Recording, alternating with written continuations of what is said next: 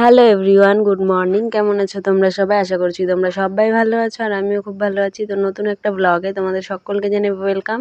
এখন ঘড়িতে সময় এই 10:30 11টা মতন। আমি এসেছি সেন্টারে, ঠিক আছে, মেয়েকে সুই দিতে। মেয়ের 5 বছরের সুই আছে। তো এখানে এসে বসে আছি। বাড়ি যেতে যেতে 12টা বেজে গেছে। বাড়ি গিয়ে আর ভিডিও করতে পারিনি, মেয়ের প্রচণ্ড ব্যথা ছিল হাত। তো এখানে দেখো মেয়ে একাই ভিডিও করছে, মেয়ের টাইম পাস হচ্ছে না, বসে আছে অনেকক্ষণ থেকে। তো জল খেলো মেয়ে, আমিও খেলাম। তো মেয়ে বলছে দাও মাম্মাম আমিও ভিডিও করি। তো নিজেই ফোন নিয়ে ভিডিও করছে, দেখো না। আমি পরে এডিট করার সময় দেখে হাসছি, তো এগুলো আর কাটিনি, দিয়ে দিয়েছি, ঠিক আছে।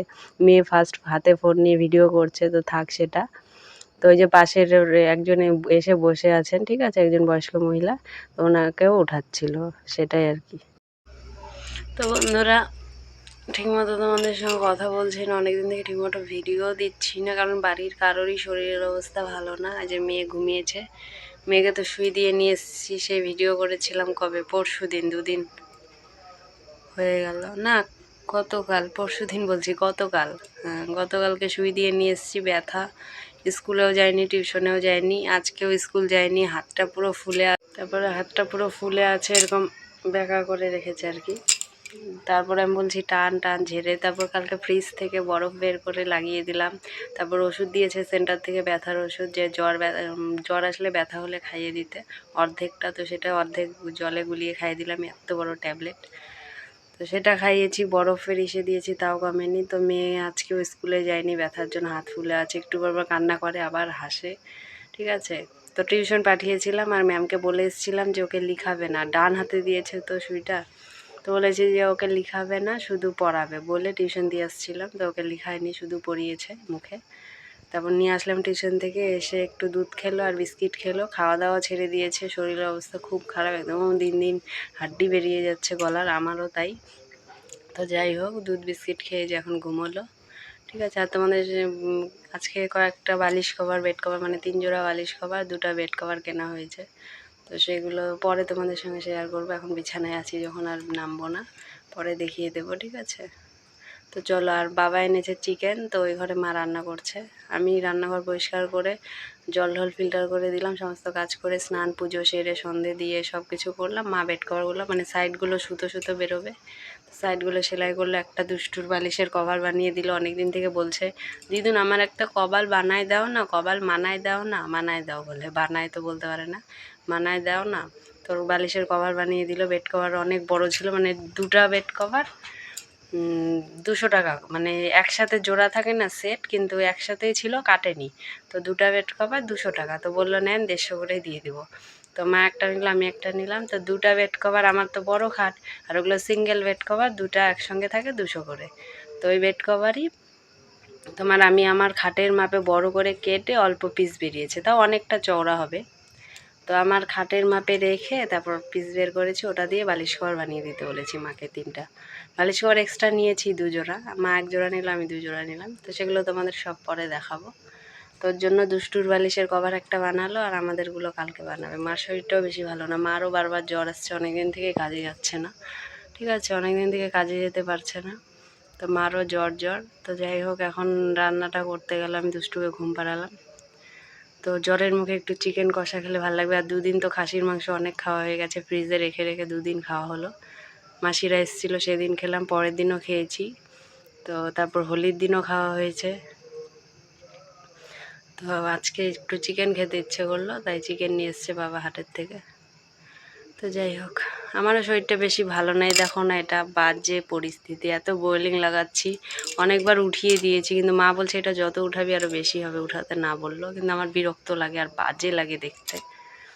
তো যাই হোক, মা এখন রান্না করছে, খেয়ে দিয়ে শুয়ে পড়বো, ঠিক আছে।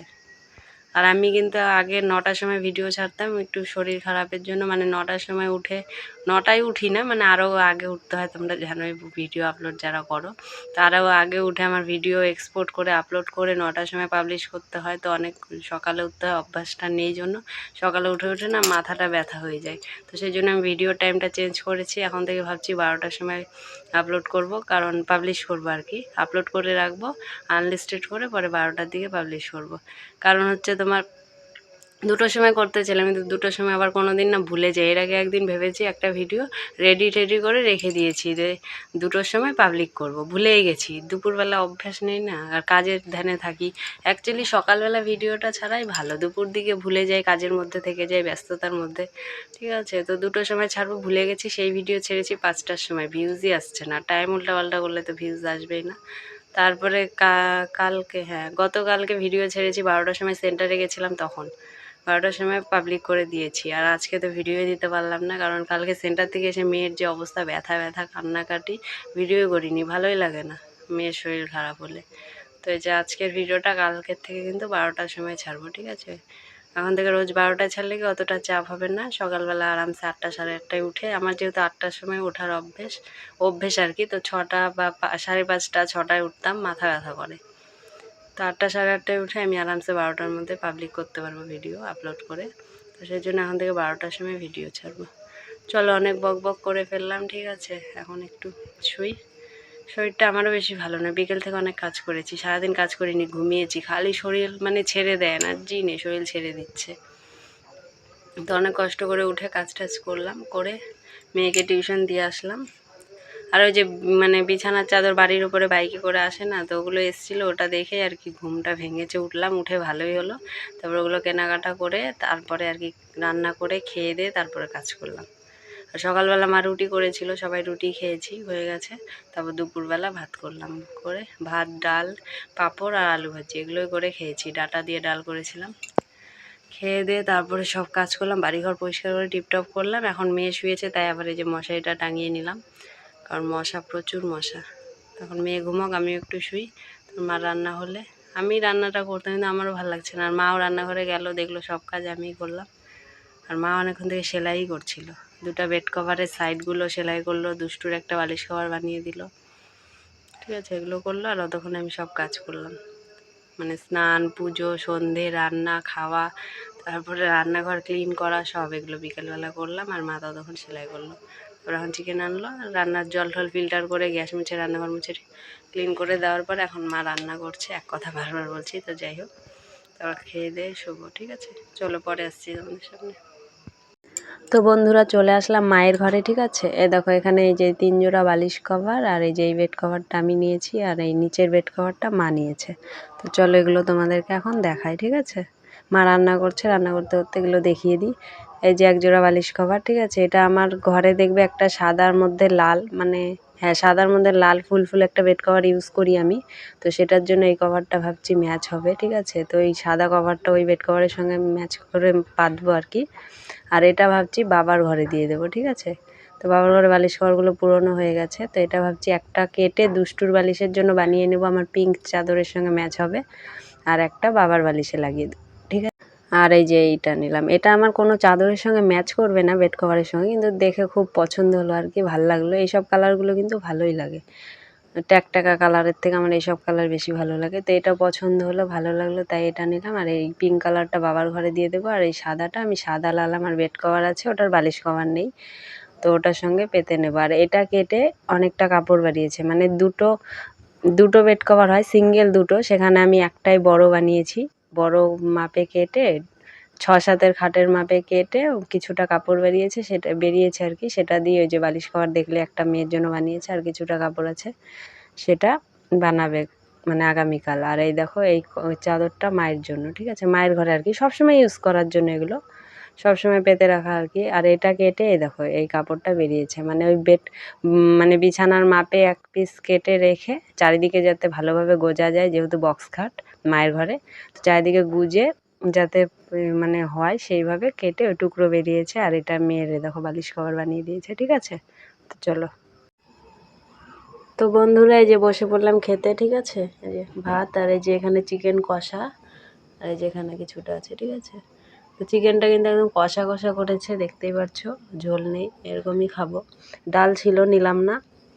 আর এই যে জলের বোতল, ঠিক আছে? তো চলো খাবারটা খেয়ে নিই। তো বন্ধুরা এইমাত্র খাওয়া দাওয়া সারলাম, ঠিক আছে। আর চিকেনটা তো দারুণ হয়েছে বলার বাইরে, বাবা এসে পর্যন্ত প্রশংসা করছে, এসে বললো আজকে দারুণ খেলাম, খুবই টেস্টি হয়েছে নাকি, বাবার ভালো লেগেছে, আমারও প্রচুর ভালো লেগেছে। কিন্তু এত ঝাল হয়েছে, আমার জিভটা যেন কি হয়েছে, জিভে এত ঝাল লাগছিল, মানে পুরা জ্বলে যাচ্ছিল, কিন্তু তাও খেলাম, টেস্টি হয়েছে, কিন্তু জিভ জ্বলে যাচ্ছিল জাস্ট ঝালে। আর বাবা বলছে ঝাল হয়েছে জন্যই টেস্ট লাগলো, দারুণ লেগেছে। যাই হোক, দারুণ একটা ডিনার করে ফেললাম। ডাল ছিল, আলু ভাজি ছিল, নিলাম না, শুধু চিকেন দিয়ে খেয়েছি, ঠিক আছে। জ্বরের মুখ তো সবারই, একটু জ্বর জ্বর, আমার মারও। মা তো সকালে রুটি ছিল, তো এই একটা রুটি দিয়ে চিকেন খেলো, আর আমি ভাত খেলাম, বাবা ভাত খেলো, মা ভাত খায়নি, ঠিক আছে। তো চলো, আর বেড কভার বালিশ কভারগুলো দেখালাম, কেমন হয়েছে কমেন্টে অবশ্যই জানিও, ঠিক আছে। আর পাতলে তো দেখবে, আজকে হয়তো ভালো করে দেখাতে পারলাম না রাতের বেলা, যে যখন পাতবো ইউজ করবো তখন তো দেখবে, আজকে যদি দেখিয়ে দিই তো পরে কীভাবে দেখবে। মানে আমার যে আকাশি কালার, মানে স্কাই কালার বেড কভারটা পাতলে কিন্তু দারুণ লাগছে, আমি নিতে চাইলাম না, পছন্দ হয়নি অতটা, কিন্তু যখন পেতে দেখলাম বিছানায়, মানে মাপ দিলাম হয় কি না, আমার তো অনেক বড় খাট, যদি ছোট হয়ে যায়, তো পেতে দেখলাম না, তখন ভালো লাগছে আর কি, ফুটছে। তো যখন পাতবো তোমরা অবশ্যই দেখতে পারবে। তো যাই হোক, চলো, এখন ঘড়িতে সময় 10টা 38, মেয়ে তো উঠলোই না, মেয়ে যে ঘুমিয়ে আছে। তো চলো, আজকের ভিডিওটিকে এখানে এন্ড করছি। ভিডিওটি ভালো লাগলে অবশ্যই লাইক কমেন্ট শেয়ার, আর যারা নতুন প্লিজ চ্যানেলটিকে সাবস্ক্রাইব করে দিও। আশা করছি তোমরা সবাই ভালো আছো, তো সবাই ভালো থেকো, সুস্থ থেকো, সাবধানে থেকো, আর আমাদের পাশে থেকো। গুড নাইট, শুভরাত্রি।